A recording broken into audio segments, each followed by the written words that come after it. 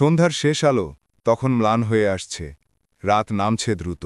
ঢাকার একটি মধ্যবিত্ত এলাকায়, যেখানে জীবনের তাড়াহুড়ো কিছুটা কম, সেখানেই বাইক চালিয়ে যাচ্ছিলেন ক্যাপ্টেন অদিতি রহমান, ২৮। তিনি বাংলাদেশ সেনাবাহিনীর একজন মেজর পদের প্রার্থী এবং একজন অত্যন্ত দক্ষ অফিসার। দীর্ঘদিন সীমান্ত এলাকায় কঠোর ডিউটির পর তিনি সবেমাত্র ৭ দিনের ছুটিতে বাড়ি ফিরেছেন।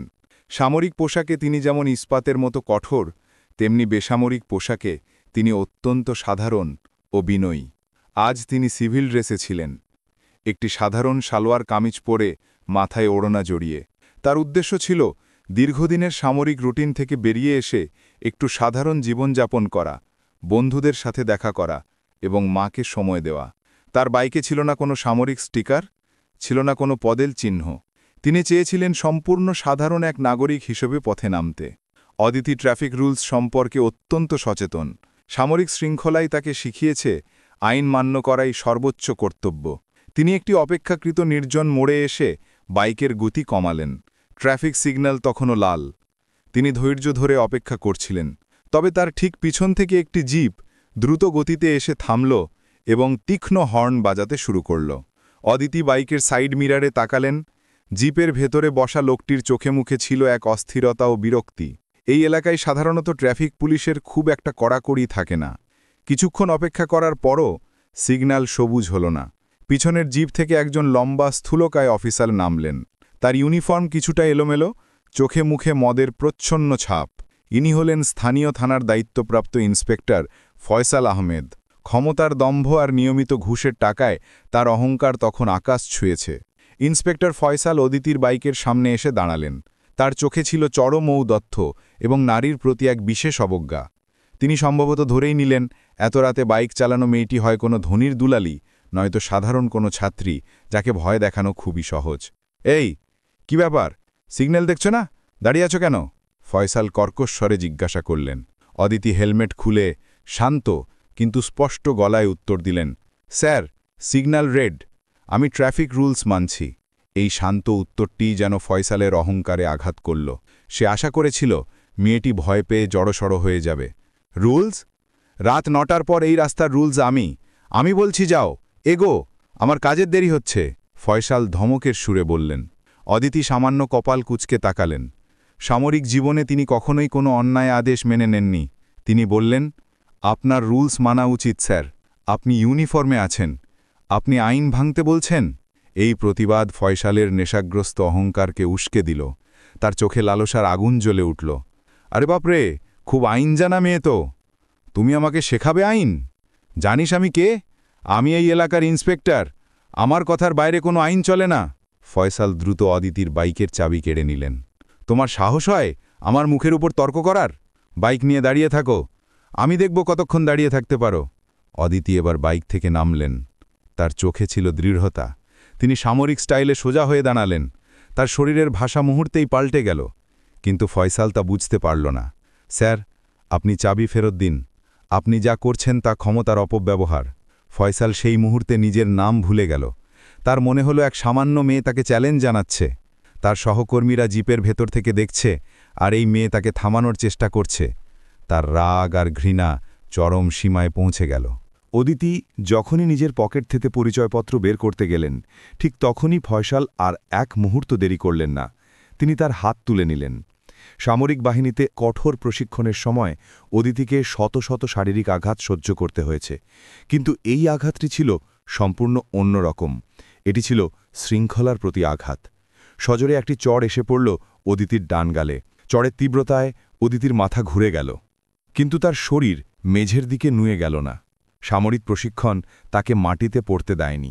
অদিতির চোখ দিয়ে এক লহমায় জল গড়িয়ে পড়ল, কিন্তু সেই জল ছিল অপমানের, অসহায়ত্বের নয়। তার গাল জ্বলে গেল, ঠোঁটের কোণে সামান্য রক্ত দেখা দিল। ফয়সাল নিজের কৃতকর্মের জন্য বিন্দুমাত্র অনুতপ্ত হলেন না। তিনি বিজয়ীর মতো হাসলেন। এখনও আইন নিয়ে তর্ক করবে? তোমার মতো মেয়েদের এইভাবেই শিক্ষা দিতে হয়। যাও, ভাগো এখান থেকে। আর আমার মুখের উপর কথা বললে এর ফল আরও খারাপ হবে। সে চাবিটা ছুঁড়ে ফেলে দিল রাস্তায়। অদিতি সেই মুহূর্তে তার চোখের জল মুছে ফেললেন। তার গালে চড়ের ছাপ, কিন্তু তার চোখে ছিল এক স্থির শীতল আগুন। তিনি কোনো উত্তর দিলেন না। তিনি জানেন এই মুহূর্তে তর্ক করা মানে কেবল পরিস্থিতিকে আরও খারাপ করা। তিনি রাস্তার উপর থেকে চাবিটি তুলে নিলেন, বাইক চালু করলেন এবং দ্রুত সেই স্থান ত্যাগ করলেন। ফয়সাল তার এই বিজয় উপভোগ করল। তার সহকর্মীরা তাকে বাহবা দিল। তারা জানত না তারা এক ভয়ঙ্কর কমান্ডো অফিসারকে অপমান করেছে, যা তাদের জন্য এক চরম পরিণতির বার্তা নিয়ে আসছে। অদিতি যখন বাড়ি ফিরলেন, তার মা দরজায় দাঁড়িয়েছিলেন। মেয়ের গালে স্পষ্ট চড়ের ছাপ দেখে তার মা প্রথমে হতভম্ব হয়ে গেলেন। অদিতির মা জানেন তার মেয়ে কতটা কঠিন, কিন্তু তার চোখে জল দেখতে পেয়ে তিনি বুঝে গেলেন এটি কতটা ভয়ঙ্কর অপমান। মা শান্তভাবে অদিতিকে বসালেন। অদিতির সমস্ত রাগ, অপমান এবং ক্রোধ তখন তার ভেতরে জমাট বেঁধে আছে। তিনি এক মুহূর্তেও শান্ত থাকতে পারছিলেন না। তিনি কেবল দাঁতে দাঁত চেপে বারবার বলছিলেন, আমি ওকে ছাড়ব না, আমি সেই ইউনিফর্মের অপমান সহ্য করব না। অদিতি তার মাকে পুরো ঘটনাটি জানালেন। তার মা তার মাথায় হাত বুলিয়ে দিলেন। আমি জানি মা, তুমি কতটা কষ্ট পেয়েছ, কিন্তু এখন শান্ত হতে হবে। তোমার বাবার সাথে কথা বলতে হবে। অদিতি ফোন করলেন তার বাবা, অবসরপ্রাপ্ত কর্নেল আজমল হোসেনকে। তিনি তার বাবার কাছে পুরো ঘটনাটি খুলে বললেন। অদিতির বাবা ছিলেন একজন শৃঙ্খলাপরায়ণ সেনা ওর কর্মকর্তা। সব শুনে তিনি শান্তভাবে উত্তর দিলেন, অদিতি, তুমি আমার মেয়ে এবং তুমি দেশের একজন অফিসার। আমি জানি এখন তুমি কি অনুভব করছো। তোমার ভেতরের সৈনিককে শান্ত করো। কাল সকালে তোমার ইউনিফর্ম পরো এবং আমার কাছে এসো। আমি তোমাকে কথা দিচ্ছি, যারা সামরিক শৃঙ্খলা আর নারীর মর্যাদাকে অপমান করেছে তাদের শাস্তি এমন হবে যা কেউ কোনোদিন ভুলবে না। সারা রাত অদিতি ঘুমাতে পারলেন না। তিনি বারবার নিজের গালে হাত দিচ্ছিলেন, যেখানে ফয়সালের আমূলের ছাপ এখনও জলজল করছিল। সেই আঘাতটি কেবল একজন নারীর প্রতি নয়, এটি ছিল দেশের সুরক্ষার দায়িত্বে থাকা একজন অফিসারের প্রতি চরম অসম্মান। অদিতির মনে হচ্ছিল সেই চর যেন সামরিক শৃঙ্খলার প্রতি আঘাত। পরের দিন সকাল, ইন্সপেক্টর ফয়সাল আহমেদ তার থানায় বসে অত্যন্ত আত্মবিশ্বাসী ভঙ্গিতে একটি ফাইলে সই করছিলেন। আগের রাতের ঘটনা তার মনে তখন এক মজার স্মৃতি। ঠিক সকাল 11টা, থানার বাইরে হঠাৎ করে সব শব্দ স্তব্ধ হয়ে গেল। থানার গেট দিয়ে ভেতরে প্রবেশ করল দুটি সামরিক জিপ। জিপের পেছনে কমান্ডোদের বিশেষ সামরিক ট্রাক। গাড়ি থেকে নামলেন কয়েকজন উচ্চপদস্থ অফিসার এবং প্রায় 10 জন সামরিক পোশাক পরা অস্ত্রসজ্জিত প্যারা কমান্ডো। তাদের প্রতিটি পদক্ষেপ ছিল নিখুঁত, শৃঙ্খলাপরায়ণ এবং মারাত্মক। তাদের আগমন সেই থানার সব অহংকার এক মুহূর্তে গুড়িয়ে দিল। অদিতির বাবা কর্নেল আজমল হোসেন তাদের নেতৃত্ব দিচ্ছিলেন, কিন্তু তার ঠিক পাশেই স্যালুট দিয়ে সোজা হয়ে দাঁড়িয়েছিলেন ক্যাপ্টেন আদিতি রহমান। তার পরনে ছিল সেনাবাহিনীর পূর্ণাঙ্গ ইউনিফর্ম। কাঁধে র্যাঙ্ক, বুকে ব্যাজ, প্রতিটি চিহ্ন তার পরিচয়কে ঘোষণা করছিল। অদিতির চোখ ছিল পাথরের মতো শীতল এবং স্থির। তিনি ছিলেন এক জীবন্ত সামরিক শৃঙ্খলা। থানার ওসি এবং অন্যান্য পুলিশ সদস্যরা আতঙ্কিত হয়ে উঠে দাঁড়ালেন। তাদের মধ্যে একজন ছুটে এসে কর্নেল আজমল হোসেনকে স্যালুট করলেন। কর্নেল আজমল হোসেন সামনে এগিয়ে না এসে পাশে দাঁড়ালেন। তিনি আঙুল তুলে ইন্সপেক্টর ফয়সাল আহমেদের দিকে ইশারা করলেন। কে ইন্সপেক্টর ফয়সাল আহমেদ? ফয়সাল কাঁপতে কাঁপতে তার চেয়ার থেকে উঠে দাঁড়াল। সামরিক উপস্থিতি তাকে মানসিকভাবে দুর্বল করে দিয়েছিল। সে কোনো মতে স্যালুট করার চেষ্টা করল। জি জি স্যার, আমি কর্নেল আজমল হোসেন কোনো কথা বললেন না। তিনি কেবল অদিতির দিকে ইশারা করলেন। অদিতি এগিয়ে এলেন। তিনি ইউনিফর্ম পরিহিত। তার চোখে ছিল চরম ঘৃণা নয়, ছিল কেবল সামরিক আইনের প্রয়োগ। তিনি ফয়সালের সামনে এসে দাঁড়ালেন। ফয়সাল এবার তাকে চিনতে পারল, কিন্তু বিশ্বাস করতে পারল না। আপনি কাল রাতে? অদিতি শান্ত কিন্তু বজ্র কণ্ঠে বললেন, হ্যাঁ ইন্সপেক্টর, কাল রাতে আমি একজন সাধারণ নাগরিক ছিলাম, আর আজ আমি বাংলাদেশ সেনাবাহিনীর একজন ক্যাপ্টেন। আপনি একজন সাধারণ নাগরিকের গায়ে হাত তুলেছেন। আপনি একজন দেশসেবককে অপমান করেছেন। আপনি আপনার ইউনিফর্মের ক্ষমতাকে অবজ্ঞা করেছেন। অদিতি ফয়সালের সামনে তার ডান গাল এগিয়ে দিলেন। তখনও তার গালের চামড়া সামান্য লাল ছিল।